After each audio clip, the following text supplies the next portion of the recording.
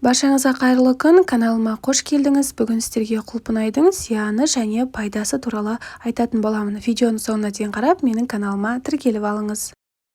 Құлпынай жарық сүйгіш өсімдік, шетегі қызыл түсті, хош иісті болып келеді. Құлпынай дәрумендерге өте бай. Құрамында ағзаға аса пайдалы С дәрумені бар. Құрамындағы көміртектер қан құрамындағы қантты көтермейтіндіктен, сахар диабетіне шалдыққан адамдарға жеуге рұқсат берілген. Жуырда құлпынайдың рак клеткаларының өсуін баяулататындығын анықталды.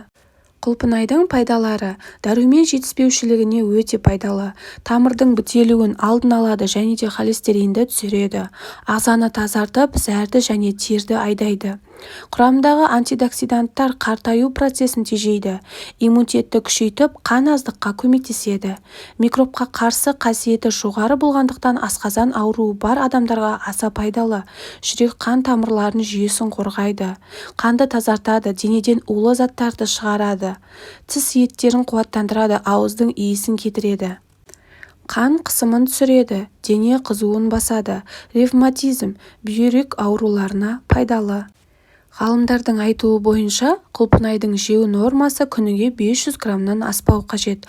Ағзаны қоректендіру үшін осы қалып жеткілікті. Басқалай болғанда ішек жолдарының құртылуына, ал жақсылап жуылмаған жағдайда бүйректе құм жиналуына себеп болуы мүмкін. Жөтел және де өкпе аурулары кезінде құлпынайдың жапырақтарын қайнатып ішсе, тез арада жазылып кетуге болады. Құлпынайдың десерт ретінде жейді. Құлпынайдың пайдасын арттыру және организмге сіңімдірек болу үшін қаймақпен немесе кілегеймен жеу керек. Құлпынайдың шырын, тосап, джем жасайды. Хош иісі үшін парфюмерияда қолданылады. Құлпынайды сатып алатын болсаңыз, мына нәрселерді ескеріңіз. Ең бірінші, құлпынайды қалай таңдау керек? Сатылып жатқан құлпынайдың гүлсабағы да міндетті түрде сақталу қажет. Себебі гүлсабағының сақталуы құрамында С дәруменінің қажетті мөлшерде болуына кепіл болады.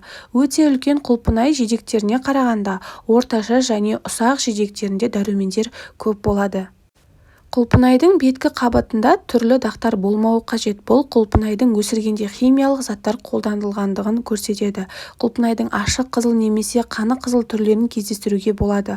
Бұл құлпынайдың өскен жеріне түрлі байланысты болып, әрқайсының өзіндік дәмі мен ерекшеліктері болады. Тағы да бір ескере кететін жағдай, сапалы жидектердің табиғи жағымды иісі болады. Иісі байқалмайтын жидектердің химия көмегімен өскендігі белгілі болады. Оның дәмін татып көруден қорықпау керек, металдық дәм құрамындағы нитраттардың көптігінен білдіреді. Құрметті көрермен, егер менің видеом сізге пайдалы болса, менің каналыма тіркелуді ұмытпаңыз. Алдағы уақытта өте көп видеолармен бөлісетін боламын.